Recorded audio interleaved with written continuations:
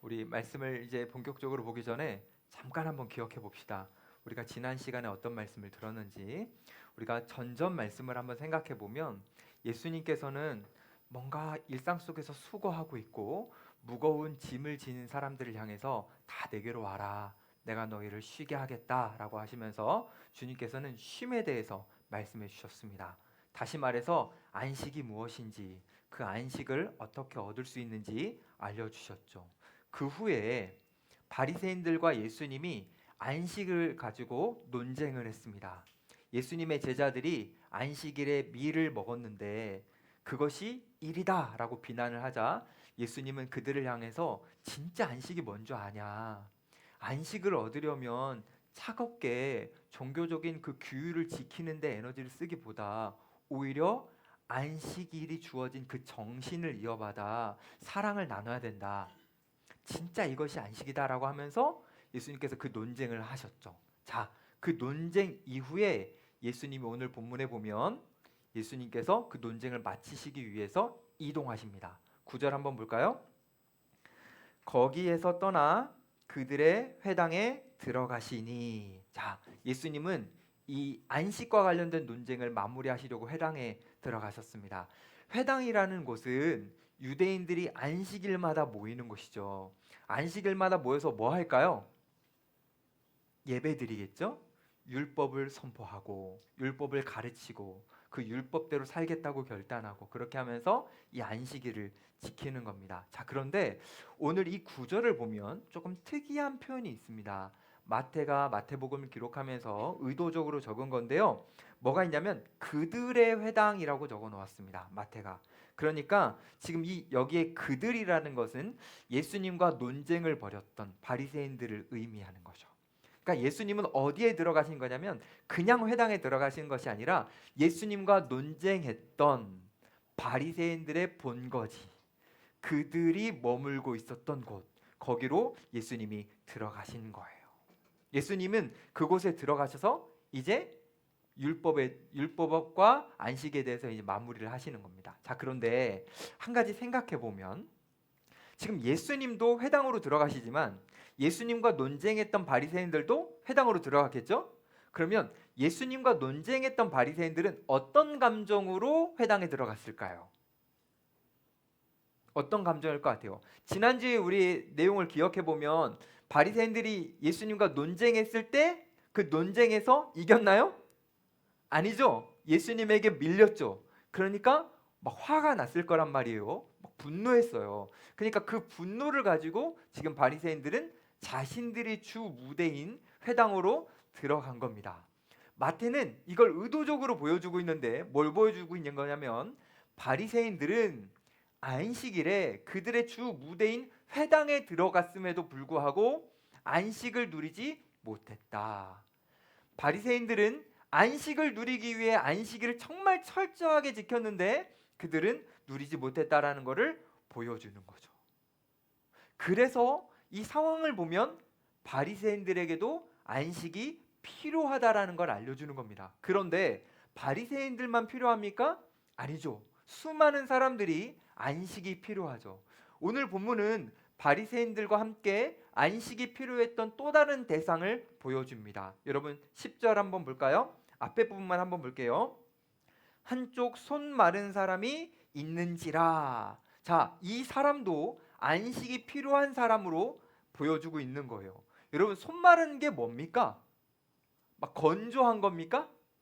손 마르다라는 게 어떤 의미죠? 아마도 생각해 보면 중풍 같은 병이 왔거나 아니면 뭐 마비 같은 게 와가지고 손이 이렇게 막 오그라들었을 거예요. 그러니까 손을 쓰지 못하는 사람을 의미하는 겁니다. 그런데 오늘 본문 속에서는 나오지 않지만 동일한 본문을 다루는 누가복음에서는 이 사람의 손 마름에 대해서 조금 더 구체적으로 표현하면서 오른손이었다라고 이야기를 합니다.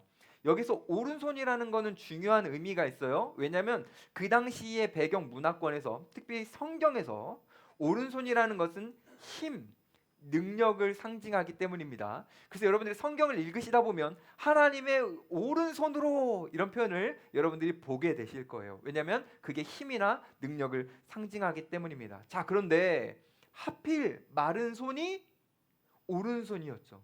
그러면 이 사람은 힘을 상실했다.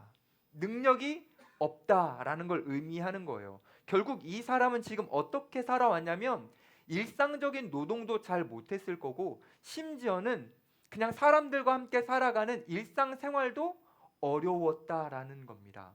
여러분 그 당시에 노동을 못하고 일상생활이 못한다라는 건요 너무너무 끔찍한 일이에요. 왜냐면요 어떤 병에 걸려가지고 장애를 가졌다라는 거는 사람들의 인식 속에 죄를 지어서 저주받은 것이라고 생각했기 때문에 사람들은요 이 손마른 사람을 보면서 그냥 불쌍하다 이렇게 보는 게 아니라 뭔가 잘못을 했네, 뭔가 꿍꿍이가 있네, 뭔가 있네 라고 하면서 정죄하듯이 이 사람을 바라봤을 거예요. 그러니 손이 하나 말랐다라는 것은 불편한 신체를 하나 가지고 있다라는 의미를 넘어서서 이 사람에게는 이 손 자체가 삶의 좌절입니다. 이 사람에게는 소외감 자체입니다. 이 손을 가졌기 때문에. 얼마나 힘들었을까. 그 당시에 사람들의 냉대와 비난과 차별과 모욕을 받으면서 이 사람은 얼마나 힘들었을까. 그러니 이 사람이 하루하루 살아가는 그 모든 삶들은 어떤 삶이었겠어요? 안식이 없는 삶이죠. 얼마나 힘들었을게요. 근데 문제는 뭐냐면 이 사람이 밖에 나가서 사람들에게 냉대받는 거는 그래, 그럴 수 있어. 근데 안식일에 회당에 갔는데도 거기서도 세상과 똑같이 냉대를 받고 차별을 받았던 거예요. 여러분 얼마나 소외감을 더 느꼈겠어요.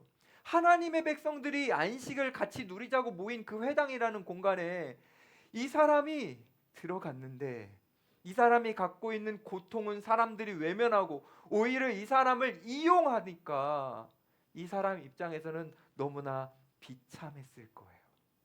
오늘 본문을 보면요 바리새인들이 이 사람을 도구처럼 이용합니다. 자신들을 위해서, 특별히 자신들이 원하는 예수님을 고발하기 위해서 이 사람을 이용하죠. 여러분 10절의 후반절 한번 볼까요? 사람들이 예수를 고발하려 하여 물어 이르되 안식일에 병 고치는 것이 옳으니까. 여러분 예수님을 향해서 질문했습니다. 안식일에 병 고치는 것이 옳은 일입니까? 라고 질문했죠. 이거 진짜 너무한 거 아닙니까 여러분? 생각해 보세요. 아무 말도 못하는 사회의 비주류가 손이 망가진 채 있습니다. 바리새인들은 그 사람을 봤어요. 그 사람을 보고 예수님을 향해서 안식일에 이 사람을 고치는 게 옳은 일입니까? 라고 질문하고 있잖아요. 이거 너무너무 끔찍한 거 아닙니까? 이런 질문을 하면 안 되죠. 여러분 어떤 질문을 해야 되는 겁니까? 바리새인들이 진짜 정상적인 사고를 갖고 있다면 예수님, 이 안타까운 사람을 어떻게 하면 도울 수 있습니까? 라고 질문해야 되는 거 아닙니까? 근데 바리새인들은 자기들밖에 모르니까 예수님을 고발하려는 그 목적밖에 없으니까 이렇게 끔찍한 질문을 던지는 거죠. 이 질문을 던질 때 그 질문의 도구처럼 옆에 손 마르게 서 있는 이 남자는 어땠을까요? 안식일이라고 안식을 누리려고 회당에 왔는데 안식은커녕 마음이 더 복잡해지고 비참해졌을 겁니다. 어쩌면 이 당시 이 사람은 세상이라는 그 무대 안에서 언제든지 주류가 있고 주인공들이 있는데 자기는 엑스트라 같이 여겨졌었을 텐데 이 회당이라는 곳에 와서 그 소외감을 더 느꼈을 거예요. 아, 나는 인생의 주인공이 아니라 나는 엑스트라구나. 그런데 여러분 그거 아십니까? 이 사람만 그런 소외감이나 엑스트라 같다라는 감정을 느끼는 것이 아니라 저와 여러분들도 살아가다 보면 그런 감정을 느낄 때가 있습니다. 우리가 언제 내 삶이 엑스트라 같다 이렇게 느낄까요? 여러분들은 그런 감정을 느껴보신 적이 있습니까? 이럴 때 느낍니다. 관계 속에서 소외감을 느낄 때. 예를 들어서 어떤 모임에 갔는데 모임의 대화가 막 이루어지고 있어요. 근데 그 모임 속에서 그 대화의 중심에 내가 자꾸 빠져나와요. 그리고 나는 그 대화에 그냥 방청객처럼 옆에 앉아 있는 것 같이 느낄 때 그때 난 이곳에서 엑스트라 같다 이렇게 생각이 들기도 합니다.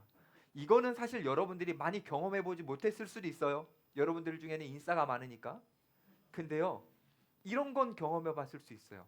내가 생각하는 중요한 인생의 문제의 결정을 내가 하지 못할 때, 정말 이거는 내가 결정하고 싶은데 자꾸 부모가 내가 원하지 않는 결정을 강요할 때, 근데 내가 힘이 없어서 그 결정을 따를 수밖에 없을 때, 그때 우리는 이 감정을 느낄 수 있어요. 혹시 여러분들 중에 다 좋은 부모님만 만나서 이런 감정을 못 느꼈다면 한 가지 느끼는 상황이 또 있습니다.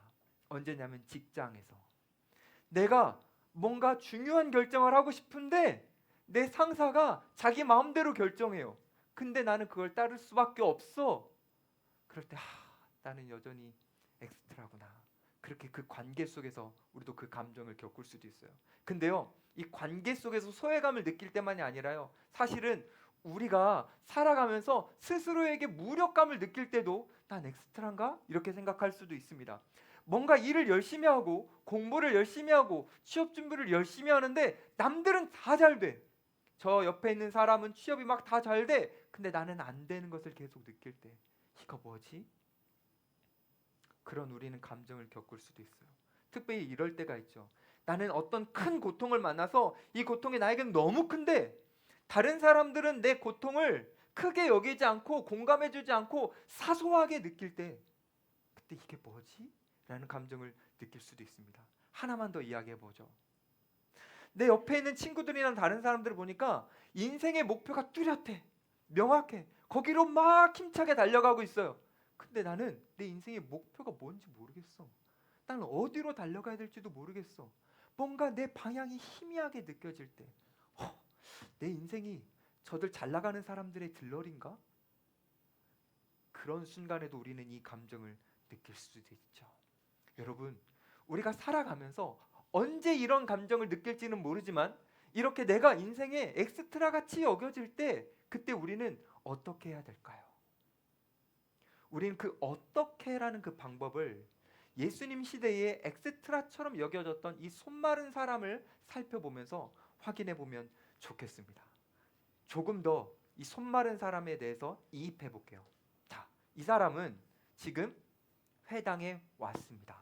회당에 딱 왔더니 와, 깜짝 놀랐어. 갑자기 예수님이 회당에 들어오신 거예요. 이 사람은 분명히 알고 있었을 겁니다. 예수님은 자기 같은 병자들을 치유하는 분이라는 걸. 그리고 예수님이 원하기만 하면 자기의 손도 치유하실 수 있다라는 것을 알았을 거예요. 그러니 자기가 회당 안에 있는데 예수님이 들어오신 것은 이건 너무 놀라운 일이고 반가운 일이지 않습니까? 아마도 막 심장이 두근두근 뛰었겠죠.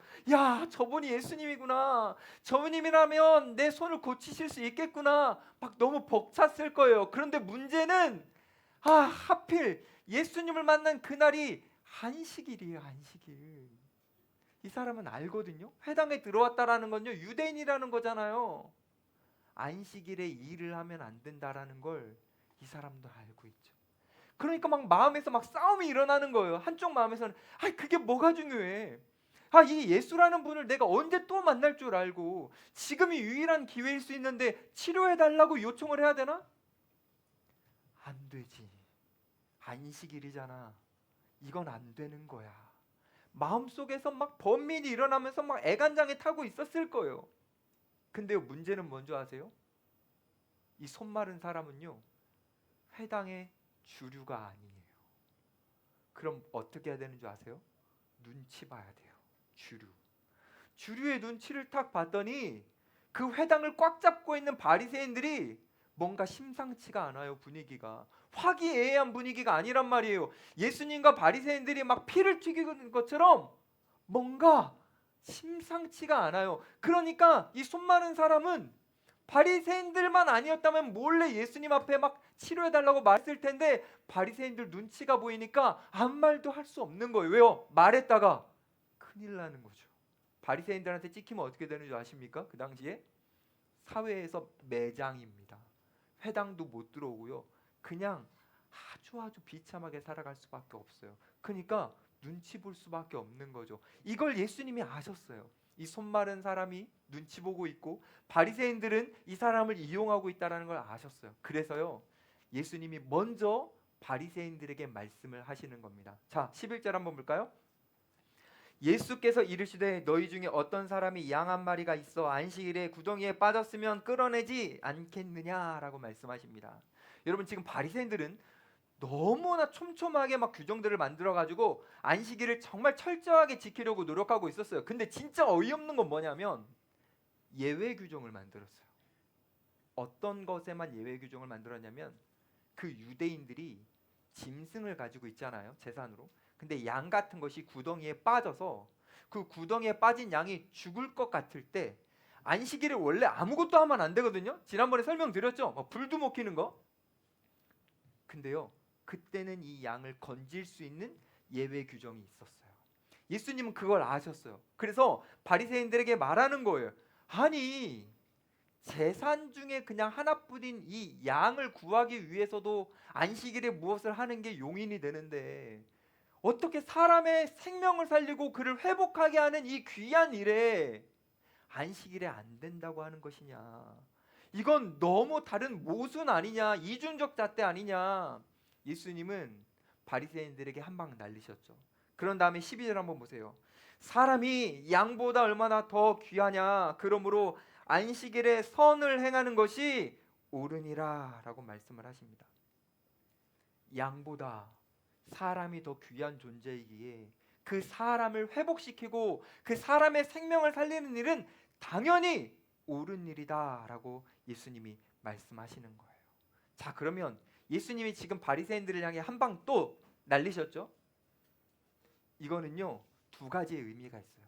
첫 번째, 바리새인들은 옳은 게 뭔지를 모르고 있잖아요. 그냥 자기 재산 지키는 게 더 옳은 거라고 생각하고 있잖아요. 그들을 향한 책망, 그거 아니야. 진짜 옳은 게 뭔지를 생각해야 돼 라고 하는 책망. 근데 두 번째도 있어요. 그게 뭐냐면요, 그러니까 너희들에겐 안식이 없는 거야. 내게로 와 라고 하시는 초청이에요. 예수님은요 바리새인들을 배격하지 않으십니다. 아무리 나빠 보이는 사람들도요 예수님은 배척하지 않으십니다.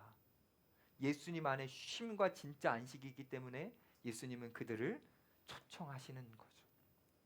여러분 잘 생각해 보세요. 바리새인들이 어떻게 살았는지. 이웃의 고통에는 관심이 없어요. 그리고 어디에 관심이 있죠? 자기 재산 지키는 것에 관심이 있죠. 거기에는 안식이 없다라는 거예요. 여러분들이 사회에서 성공하고 싶어서요 자기 재산 불리는 것에만 몰두하면서 살아가면요 거기에는 안식이 없어요.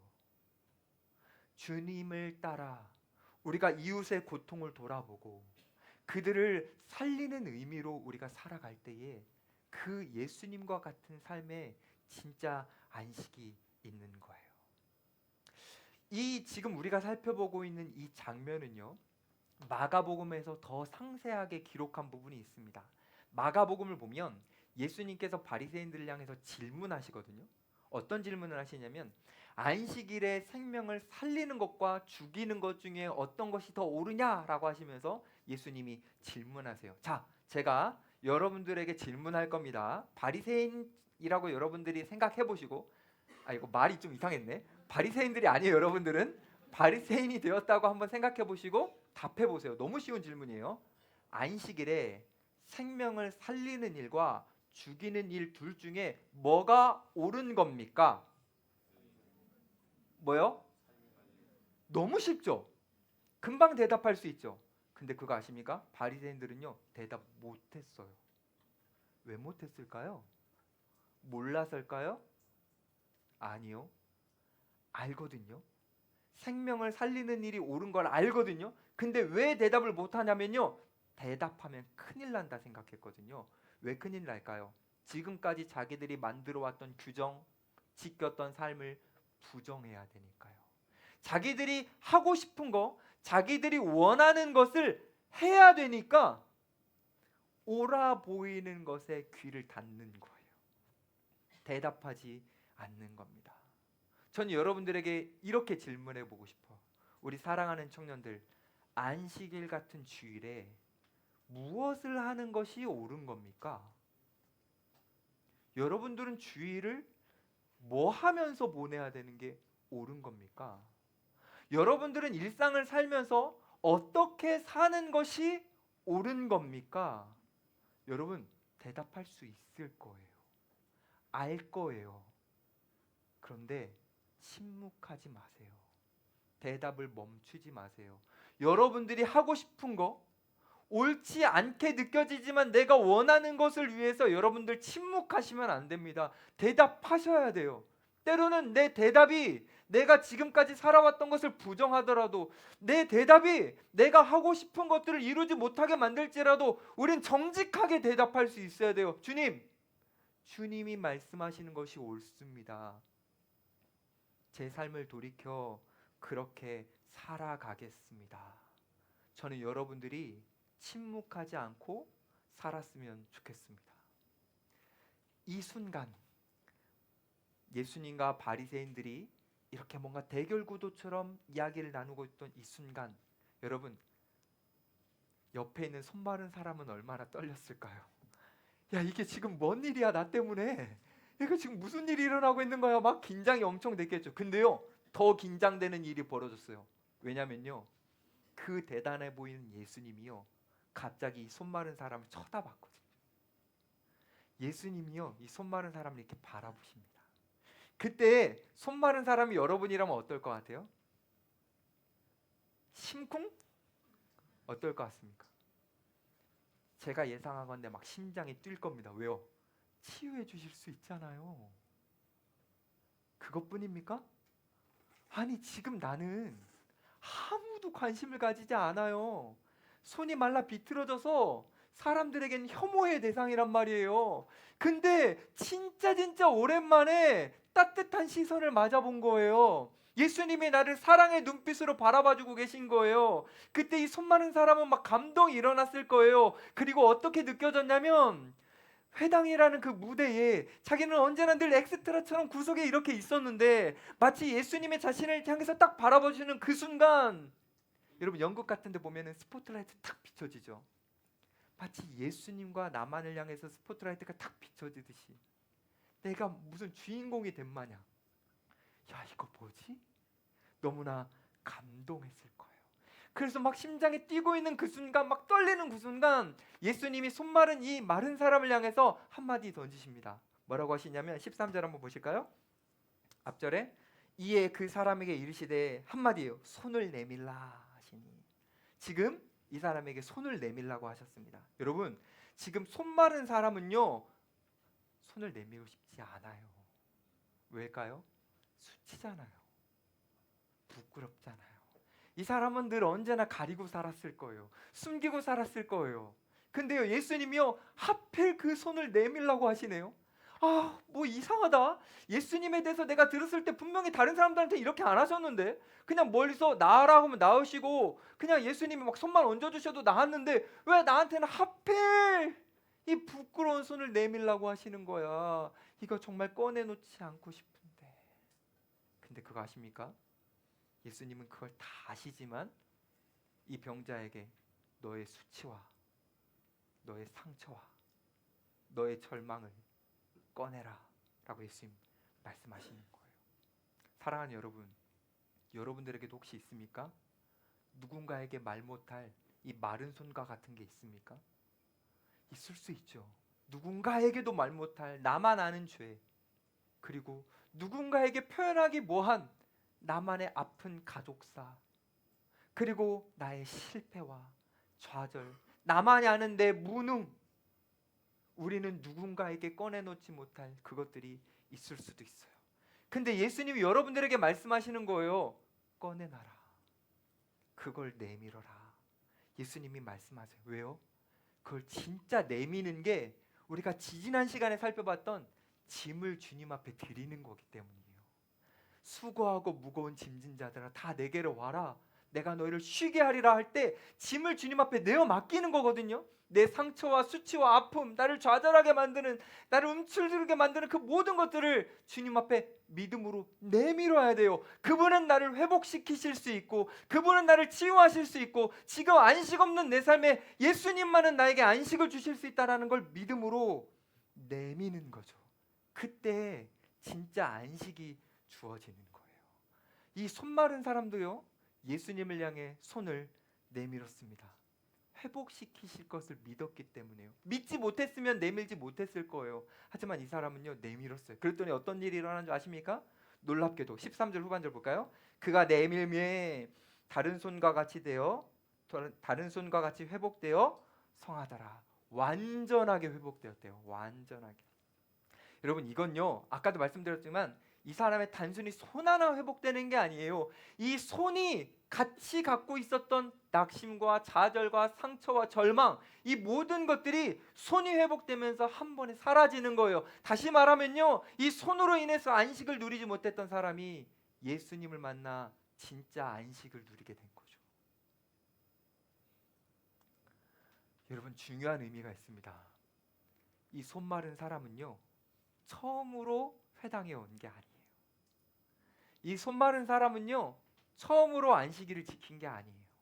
이 사람 늘 지켰습니다. 안식일마다 회당에 왔었습니다. 그런데 그에게 진짜 안식은 없었어요. 다시 말해서 그에게 안식을 준 건 회당이 아닙니다. 안식일이 아닙니다. 예수님이었습니다. 사랑하는 여러분, 여러분들에게 진정한 안식은요, 주일이 주는 게 아니에요. 교회가 주는 거 아닙니다. 유일하게 예수님이 여러분들에게 주십니다. 예수님에게 여러분들 손을 내미십시오. 주님이 여러분들에게 안식을 주실 겁니다. 여러분, 기억하십시오. 우리는 흔히 세상을 살다 보면 세상의 가치와 유혹들이 우리에게 오면서 착각을 하게 돼요. 돈이 나에게 안식을 줄 것처럼, 많은 친구들이 나에게 안식을 줄 것처럼, 심지어는요, 우리들은요, 내가 하고 있는 경건 생활이 나에게 안식을 줄 것처럼 생각해요. 아니요, 그것들은 우리에게 안식을 줄 수 없습니다. 여러분에게 있는 진짜 필요한 안식은 예수님만 주실 수 있어요. 근데 이걸 바리새인들은 몰랐어요. 그래서 바리새인들은요, 그 안식의 주체이신 예수님을 떠납니다. 14절 한번 볼까요? 바리새인들이 나가서 어떻게 하여 예수를 죽일까 의논하거늘. 안식일에 박차고 나와서 예수님을 죽이기 위해서 의논합니다. 왜 죽이려고 했을까요?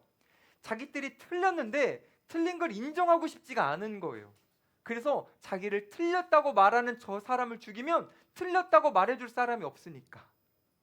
그래서 예수님을 죽이려고 한 거죠. 여러분, 이런 걸 보면서 아, 진짜 바리새인들은 나쁜 놈이네, 이렇게 우리가 끝낼 수 있는 문제입니까? 아니요. 우리도 예수님을 없애려고 하잖아요. 우리도 예수님을 통해서 어떤 말씀이 주어질 때 거기에서 내가 틀리고 내가 잘못된 것을 발견할 때 그 잘못된 것이 내 안에서 막 꿈틀거리면 내가 너무 불편해지니까 어떻게 합니까? 생각 속에서 예수님을 지우잖아요. 우리의 마음 속에서 예수님을 지우잖아요. 그리고 여전히 내가 원하는 대로 살아가는 거 아닙니까? 그게 예수님을 없애려고 했던 바리새인들과 다르지 않은 거죠. 여러분, 바리새인들이 예수님을 죽이려 했잖아요. 이 날이 어느 날이라고요? 안식일이에요. 안식일에요, 살해를 모의하고 있습니다. 이건 뭘 보여주는 거냐면 종교적 위선이 얼마나 무서운 건지를 보여주는 거예요. 사랑 없는 종교는요, 진짜 무서운 거예요. 교회 안에 사랑이 없잖아요. 그럼 그 교회는 너무너무 무서운 곳이 되는 겁니다. 근데 여러분, 교회만 무섭습니까? 아니요. 우리가 살아가는 사회는요, 더 살벌합니다. 왜요? 여러분들 한 주간 느꼈습니까? 물론 명절이어서 못 느꼈을 수도 있네. 우리는요, 사회에서요, 무한한 경쟁 안에 있잖아요. 그 경쟁 속에서 다른 사람을 제쳐야, 제거해야 내가 이길 수 있다고 생각해서요, 누군가를 제거하고 그 사람을 음해하고 그 사람을 비난하고 그 사람을 짓밟고, 이런 것들이 그냥 일반적인 사회를 우리는 살아가고 있는 거 아닙니까? 우리는 이런 사회를 살아가기 때문에 우리는 고통을 겪는 거죠. 심지어는요, 우리가 악한 일을 하지 않더라도요, 예수님은요, 안식일에 선을 행했다가 그 선행 때문에 죽을 위협을 받고 있어요.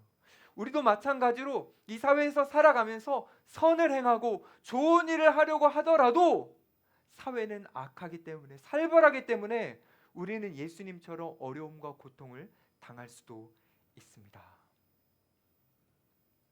여러분, 이 본문을 조금만 더 살펴봅시다. 우리가 세상 속에서 얼마나 위험한 곳에 있는지 14절을요 마가복음은 조금 다르게 설명합니다.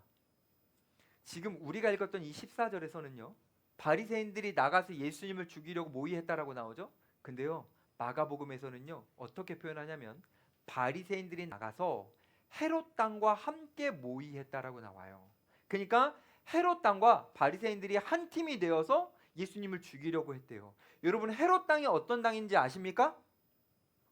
헤롯 당은요 바리새인들과 철천지 원수입니다. 왜냐면요 이 헤롯 당은요 율법을 전혀 안 지켜요. 완전 세속주의거든요. 그러니까요 원래 상극이에요. 마치 이 시대의 정치권의 좌파와 우파처럼요 그 당시 끝과 끝을 달리는 사람들이었어요. 중간 정치인들도 있었기 때문에 끝과 끝이거든요. 근데 희한한 건요 이들이 한 팀이 됐대요. 왜요? 예수를 죽이려고. 악의 연대가 일어난 거죠. 우리가 살아가는 시대도 이런 일들이 일어납니다. 우리를 괴롭히는데 어울릴 것 같지 않은 사람들이 어울려서 괴롭혀요. 희한하게 우리는 그런 악하고 살벌하고 악의 연대가 막 일어나고 있는 그 살벌한 곳에서 우리는 살아가고 있습니다. 우리는 그럼 어떻게 살아가야 될까요? 그 답을 예수님이 삶을 통해 보여주십니다. 15절 한번 볼까요?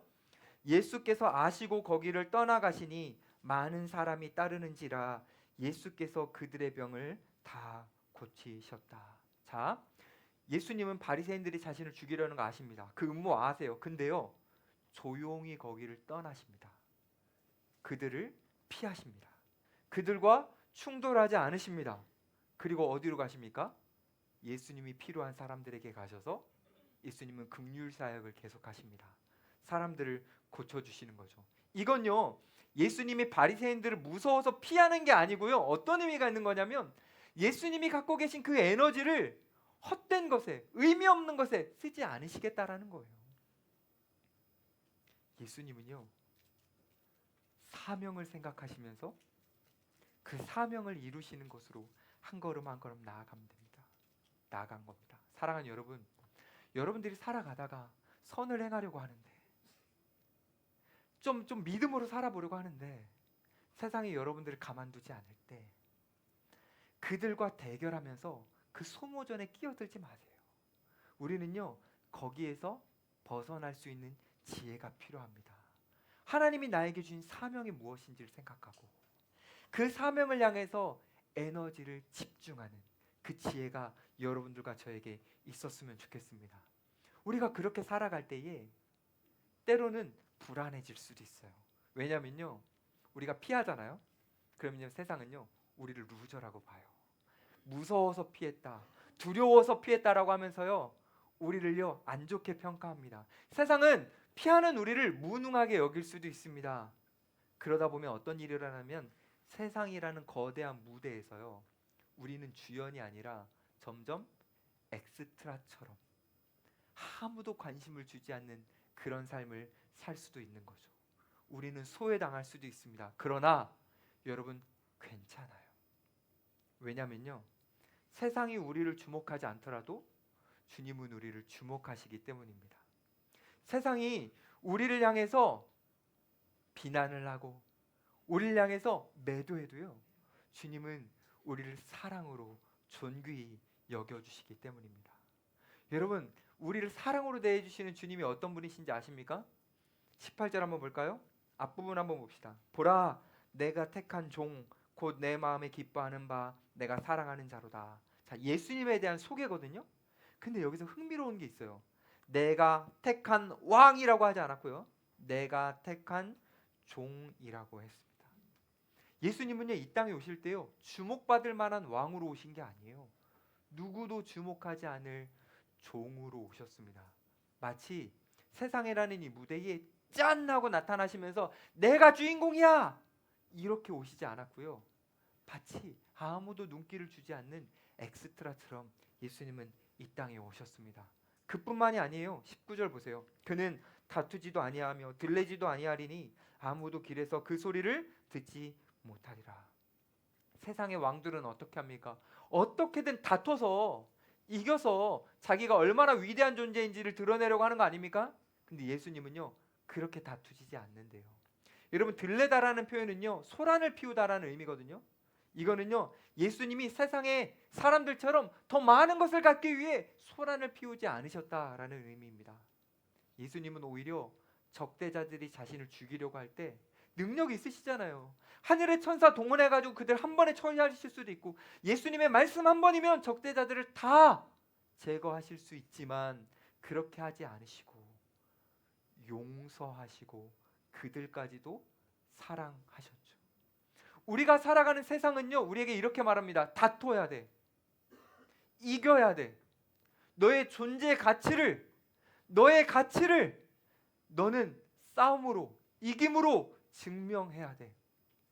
근데요, 예수님은 그렇게 안 하셨어요.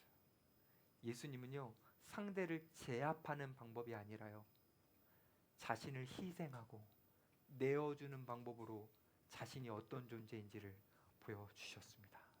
그런 예수님이 여러분들에게 말씀하시는 거예요. 내가 너희에게 관심이 있어. 너희가 세상에 주목받지 않아도 내가 너희에게 관심이 있어. 심지어 예수님이 어떤 분이시냐면 20절 한번 볼까요? 상한 갈대를 꺾지 아니하며 꺼져가는 심지를 끄지 아니하기를 심판하여 이길 때까지 하리니. 여러분, 상한 갈대 보셨습니까? 상한 갈대라는 건요, 힘없이 딱 부러질 것 같은 직전, 그 부러지기 직전의 그런 갈대. 그러니까 영적으로 봤을 때 세상에 짓밟히고 있는 참 힘없는 존재들, 그게 상한 갈대거든요. 여러분, 꺼져가는 등불 보셨습니까? 꺼져가는 등불은요, 해롱해롱하면서요, 막 그릇만 많이 나요. 이거 빨리 끄는 게 낫거든요. 근데요, 예수님은요, 영적으로 지쳐서 소진되어서 위태로운 그 영혼을요, 끄지 않으시고요, 그 자그마한 불이 꺼지지 않도록 예수님은 다른 바람들을 막아주시며 보호해 주신대요. 세상은요, 어떻게 하죠? 너 상했네? 너 소진됐네? 오케이, 기회다. 밟고 넌 제거, 내가 경쟁해서 이기겠다, 이렇게 하죠. 근데 예수님은 그렇게 하지 않으시고 긍휼히 여겨주신대요. 예수님은요, 그런 분이에요. 여러분들에게 그 긍휼과 사랑을 베풀어 주시는 분입니다. 제가 너무너무 감사한 것은요, 제가 오늘 아까 찬양을 하는데 제가 너무 좋아하는 찬양이 오늘 나왔어요. 나는, 그 다음 피었다 지는 이름 없는, 제가 여기에 한번 몰두한 적이 있어요. 청년 때 20대 했던 것 같은데요, 30대 초반인가? 제가 이 찬양에 딱 꽂혀가지고 진짜 그렇지 라고 하면서 제가 뭐에 몰두했었냐면, 내 인생이라는 게 얼마나 부질없는가, 나라는 1인칭의 관점에서는 되게 대단하고 멋진 것 같은데 이 우주적 관점에서는 제가 그냥 먼지더라고요.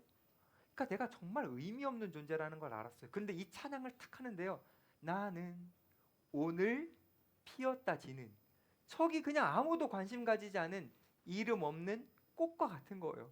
근데 문제는 이 이름 없는 꽃이 화려하지도 않아. 향기도 없어. 시들시들 힘이 아무것도 없는 거예요. 그냥 그 꽃을 보면 누군가는 밟고 지나가도 아무렇지 않을 그 꽃인 거죠. 근데 예수님이요, 그 아무것도 아닌 나 같은 꽃을 향해서 다가오시더니 나를 막 만지시는 거예요. 아무것도 아닌 나를 보호해 주시고 지켜주시고 사랑한다고 음성을 들려주시고, 이게 너무 감동이지 않습니까? 사랑하는 여러분, 저만이 아니라 여러분들에게도 주님이 그렇게 하십니다. 붙들어 주세요. 여러분들을. 오늘 본문에 나온 손 마른 사람에게도 그랬잖아요. 그 사람 언제 꺼질지 몰랐잖아요. 금방 꺼질 수도 있는 사람이잖아요. 근데 예수님 눈을 마주쳐 주시고 그에게 긍휼을 베풀어 주시는 분이 우리 예수님입니다. 그래서요, 희한하게도요, 그 회당이라는 그 무대 안에서 바리새인들과 다른 사람들과 여러 사람들이 있었겠지만요, 그 무대에서 안식을 누렸던 사람은 유일하게 이 사람밖에 없었습니다. 예수님을 통해서 안식을 누리게 되었죠. 사랑하는 여러분, 저는 오늘 말씀이 너무너무 재밌었어요. 왜냐면요, 회당에는 그 무대 안에요, 주인공 같은 사람은 바리새인들처럼 모든 사람들이 여겼을 거예요. 근데 희한하게도요, 그 회당이라는 무대에 예수님이 안식을 누리게 해주신 분은, 그래서 정말 안식을 누릴 수 있었던 사람, 이 한 사람, 가장 연약했던, 꺾어지기 직전이었던 이 사람이었다라는 게 너무 행복하고 재밌었어요. 왜냐면요, 나도 그럴 것 같아서요. 비록 저와 여러분들이 이 세상 속에서 엑스트라 같을지라도, 사람들이 우리를 알아주지 않을지라도, 때로는 우리가 소외감을 느낄지라도, 우리가 주님이 베풀어 주시는 안식이라는 무대 안에서는요, 저와 여러분들이 주인공이에요. 왜냐하면 예수님이 여러분들을 사랑하시기 때문에. 부탁합니다. 두 가지만. 첫 번째, 손을 내미세요. 주님께 여러분들의 상처와 아픔과 좌절된 그 모든 것들을 가지고 주님 앞에 내미세요. 주님이 여러분들에게 안식을 주실 겁니다. 두 번째, 여러분들의 안식을 방해하는 세상의 비난과 조롱과 여러분들을 고통스럽게 하는 그것들 속에서 여러분의 대항해서 다 부딪혀서 싸우려고 하지 마시고, 하나님이 여러분들에게 주신 그 사명, 안식일에 무엇을 하는 게 옳은 것이냐라고 질문하셨던 그 사명, 우리가 어떻게 살아가는 것이 옳은 것이냐, 여기에 집중하시면서 여러분들의 걸음을 한 걸음 한 걸음 걸어가신다면 여러분들 앞에는 반드시 안식이 있을 겁니다. 사랑하는 청년 여러분, 여러분들이 세상 속에서는 엑스트라 같을지라도 주님의 안식의 무대에서는 주인공이 되기를 축복합니다.